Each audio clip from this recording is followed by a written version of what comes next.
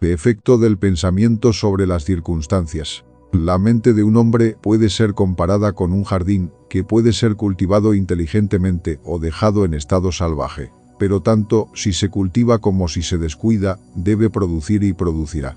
Si no se ponen en él semillas útiles, caerá en él una abundancia de malas hierbas inútiles que seguirán produciendo su clase. Al igual que un jardinero cultiva su parcela, manteniéndola libre de malas hierbas y haciendo crecer las flores y los frutos que necesita, así un hombre puede cuidar el jardín de su mente, eliminando todos los pensamientos erróneos, inútiles e impuros, y cultivando hacia la perfección las flores y los frutos de los pensamientos correctos, útiles y puros. Siguiendo este proceso, el hombre descubre, tarde o temprano, que es el maestro jardinero de su alma, el director de su vida. También revela, dentro de sí mismo, las leyes del pensamiento y comprende, con una precisión cada vez mayor, cómo las fuerzas del pensamiento y los elementos de la mente operan en la formación de su carácter, circunstancias y destino. El pensamiento y el carácter son uno, y como el carácter solo puede manifestarse y descubrirse a través del entorno y las circunstancias, las condiciones externas de la vida de una persona siempre se encontrarán armoniosamente relacionadas con su estado interior. Esto no significa que las circunstancias de un hombre en un momento dado sean una indicación de todo su carácter, sino que esas circunstancias están tan íntimamente conectadas con algún elemento vital del pensamiento dentro de él que, por el momento, son indispensables para su desarrollo. Todo hombre está donde está por la ley de su ser. Los pensamientos que ha incorporado a su carácter le han llevado hasta allí, y en la disposición de su vida no hay ningún elemento de azar, sino que todo es el resultado de una ley que no puede errar. Esto es tan cierto para los que se sienten en desarmonía con su entorno como para los que están contentos con él.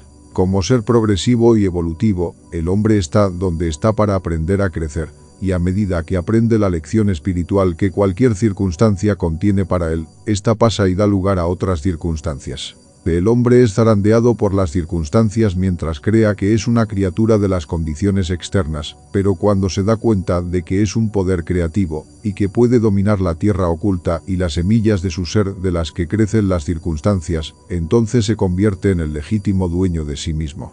Que las circunstancias crecen a partir del pensamiento, lo sabe todo hombre que haya practicado durante algún tiempo el autocontrol y la autodepuración, pues habrá notado que la alteración de sus circunstancias ha estado en proporción exacta con su condición mental alterada. Tan cierto es esto que cuando un hombre se aplica seriamente a remediar los defectos de su carácter y hace rápidos y marcados progresos, pasa rápidamente por una sucesión de vicisitudes. El alma atrae lo que secretamente alberga, lo que ama y también lo que teme, alcanza la altura de sus aspiraciones acariciadas, cae al nivel de sus deseos no castigados, y las circunstancias son el medio por el cual el alma recibe lo suyo. Cada pensamiento sembrado o que se deja caer en la mente y que echa raíces allí, produce lo suyo, floreciendo tarde o temprano en acto y dando su propio fruto de oportunidad y circunstancia. Los buenos pensamientos dan buenos frutos. El mundo exterior de las circunstancias se amolda al mundo interior del pensamiento, y tanto las condiciones externas agradables como las desagradables son factores que contribuyen al bien final del individuo. Como segador de su propia cosecha, el hombre aprende tanto del sufrimiento como de la dicha. Siguiendo los deseos, las aspiraciones y los pensamientos más íntimos por los que se deja dominar, persiguiendo la voluntad de las imaginaciones impuras o caminando firmemente por la carretera del esfuerzo fuerte y elevado, el hombre llega finalmente a su fruición y realización en las condiciones externas de su vida.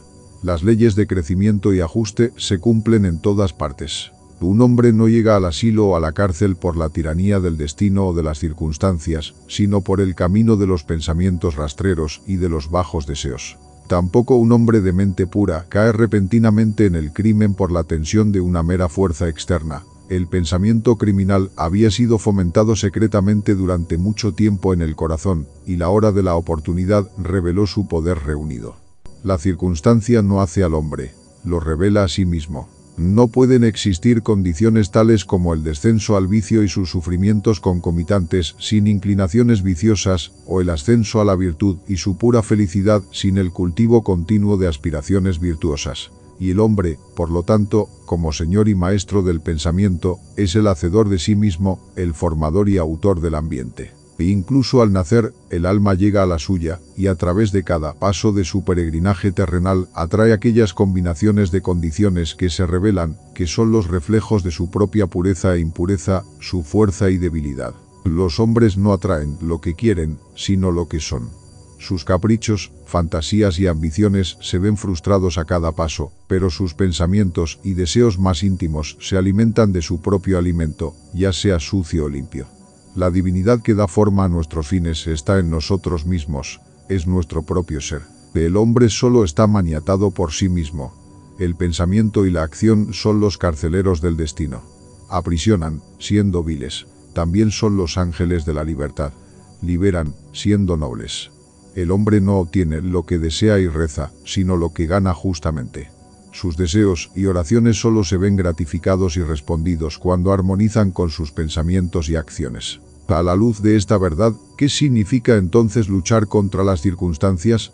Significa que un hombre se revuelve continuamente contra un efecto exterior, mientras todo el tiempo está alimentando y preservando su causa en su corazón. Esa causa puede tomar la forma de un vicio consciente o de una debilidad inconsciente. Pero sea lo que sea, retrasa obstinadamente los esfuerzos de su poseedor y por ello pide a gritos que se le ponga remedio. Los hombres están ansiosos por mejorar sus circunstancias, pero no están dispuestos a mejorarse a sí mismos, por lo tanto, permanecen atados. El hombre que no rehúsa la autocrucifixión nunca puede dejar de lograr el objeto en el que su corazón está puesto. Esto es tan cierto para las cosas terrenales como para las celestiales. Incluso el hombre cuyo único objetivo es adquirir riquezas debe estar preparado para hacer grandes sacrificios personales antes de poder cumplir su objetivo. Y cuanto más el que quiere realizar una vida fuerte y bien dispuesta. He aquí un hombre que es miserablemente pobre. Está extremadamente ansioso por mejorar su entorno y las comodidades de su hogar, pero todo el tiempo elude su trabajo, y considera que está justificado tratar de engañar a su empleador con el argumento de la insuficiencia de su salario. Un hombre así no entiende los rudimentos más simples de los principios que son la base de la verdadera prosperidad, y no solo es totalmente incapaz de salir de su miseria, sino que en realidad está atrayendo a sí mismo una miseria aún más profunda por temor de sus pensamientos indolentes, engañosos y poco viriles. He aquí un hombre rico que es víctima de una dolorosa y persistente enfermedad como resultado de la gula. Está dispuesto a dar grandes sumas de dinero para librarse de ella, pero no sacrificará sus deseos glotones. Quiere gratificar su gusto por las viandas ricas y antinaturales y tener también su salud. Tal hombre es totalmente incapaz de tener salud, porque todavía no ha aprendido los primeros principios de una vida sana. He aquí un empleador de mano de obra que adopta medidas torcidas para evitar el pago del salario reglamentario y, con la esperanza de obtener mayores beneficios, reduce los salarios de sus trabajadores. Un hombre así no es apto para la prosperidad y cuando se encuentra en bancarrota, tanto en lo que respecta a la reputación como a la riqueza, culpa a las circunstancias, sin saber que él es el único autor de su condición. He introducido estos tres casos simplemente como ilustración de la verdad de que el hombre es el causante, aunque casi siempre inconscientemente, de sus circunstancias, y que, mientras se propone un buen fin, está continuamente frustrando su realización al fomentar pensamientos y deseos que no pueden armonizar con ese fin. Tales casos podrían multiplicarse y variarse casi indefinidamente, pero esto no es necesario, ya que el lector puede, si se lo propone, rastrear la acción de las leyes del pensamiento en su propia mente y en su vida, y hasta que esto no se haga, los meros hechos externos no pueden servir como base de razonamiento. Las circunstancias, sin embargo, son tan complicadas, el pensamiento está tan profundamente arraigado y las condiciones de felicidad varían tan enormemente con los individuos que la condición anímica completa de un hombre, aunque pueda ser conocida por él mismo, no puede ser juzgada por otro a partir del aspecto externo de su vida solamente. Un hombre puede ser honesto en ciertas direcciones y sin embargo sufrir privaciones. Un hombre puede ser deshonesto en ciertas direcciones y sin embargo adquirir riqueza, pero la conclusión que generalmente se forma de que un hombre fracasa debido a su honestidad particular y que el otro prospera debido a su deshonestidad particular es el resultado de un juicio superficial que asume que el hombre deshonesto es casi totalmente corrupto y el hombre honesto casi totalmente virtuoso. A la luz de un conocimiento más profundo y de una experiencia más amplia, se descubre que tal juicio es erróneo. El hombre deshonesto puede tener algunas virtudes admirables que el otro no posee, y el hombre honesto vicios odiosos que están ausentes en el otro. El hombre honesto cosecha los buenos resultados de sus pensamientos y actos honestos. También trae sobre sí los sufrimientos que sus vicios producen. El hombre deshonesto también cosecha sus propios sufrimientos y felicidad. Es agradable a la vanidad humana creer que se sufre a causa de la propia virtud. Pero hasta que el hombre no haya extirpado de su mente todo pensamiento enfermizo, amargo e impuro, y haya lavado de su alma toda mancha pecaminosa, no podrá estar en condiciones de saber y declarar que sus sufrimientos son el resultado de su bien y no de sus malas cualidades. Y en el camino hacia esa perfección suprema, aunque mucho antes de haberla alcanzado, habrá encontrado, obrando en su mente y en su vida, la gran ley que es absolutamente justa y que no puede, por tanto, dar bien por mal, ni mal por bien. Poseyendo tal conocimiento, sabrá entonces, mirando hacia atrás a su ignorancia y ceguera pasadas, que su vida está, y siempre estuvo, justamente ordenada, y que todas sus experiencias pasadas, buenas y malas, fueron el resultado equitativo de su ser en evolución, aún no evolucionado. Los buenos pensamientos y acciones nunca pueden producir resultados malos. Los malos pensamientos y acciones nunca pueden producir resultados buenos.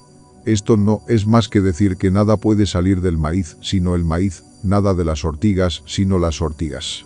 Los hombres comprenden esta ley en el mundo natural y trabajan con ella, pero pocos la comprenden en el mundo mental y moral, aunque su operación allí es igual de simple y sin desviaciones, y, por lo tanto, no cooperan con ella. El sufrimiento es siempre el efecto de un pensamiento equivocado en alguna dirección. Es una indicación de que el individuo no está en armonía consigo mismo, con la ley de su ser. La única y suprema utilidad del sufrimiento es purificar, quemar todo lo que es inútil e impuro. El sufrimiento cesa para quien es puro. No tendría objeto quemar el oro después de haber eliminado la escoria, y un ser perfectamente puro e iluminado no podría sufrir. Las circunstancias que un hombre encuentra con sufrimiento son el resultado de su propia inarmonía mental. Las circunstancias que un hombre encuentra con la bendición son el resultado de su propia armonía mental. La bendición, no las posesiones materiales, es la medida del pensamiento correcto. La desdicha, no la falta de posesiones materiales, es la medida del pensamiento equivocado. Un hombre puede ser maldito y rico, puede ser bendito y pobre. La bienaventuranza y la riqueza solo van unidas cuando las riquezas se usan correcta y sabiamente. Y el pobre solo desciende a la miseria cuando considera su suerte como una carga injustamente impuesta. La indigencia y la indulgencia son los dos extremos de la miseria. Ambos son igualmente antinaturales y el resultado de un desorden mental. Un hombre no está bien condicionado hasta que es un ser feliz, sano y próspero, y la felicidad, la salud y la prosperidad son el resultado de un ajuste armonioso de lo interno con lo externo, del hombre con su entorno. Un hombre solo empieza a ser hombre cuando deja de quejarse y de vituperar y comienza a buscar la justicia oculta que regula su vida. Y a medida que adapta su mente a ese factor regulador, deja de acusar a los demás como la causa de su condición y se construye a sí mismo en pensamientos fuertes y nobles. Deja de patalear contra las circunstancias, sino que comienza a utilizarlas como ayudas para su progreso más rápido y como un medio para descubrir los poderes y posibilidades ocultos dentro de sí mismo. La ley, y no la confusión, es el principio dominante en el universo. La justicia, y no la injusticia, es el alma y la sustancia de la vida. Y la rectitud, y no la corrupción, es la fuerza que moldea y mueve el gobierno espiritual del mundo. Siendo esto así, el hombre no tiene más que enderezarse a sí mismo para descubrir que el universo es correcto, y durante el proceso de enderezarse a sí mismo, encontrará que a medida que altere sus pensamientos hacia las cosas y otras personas, las cosas y otras personas se alterarán hacia él.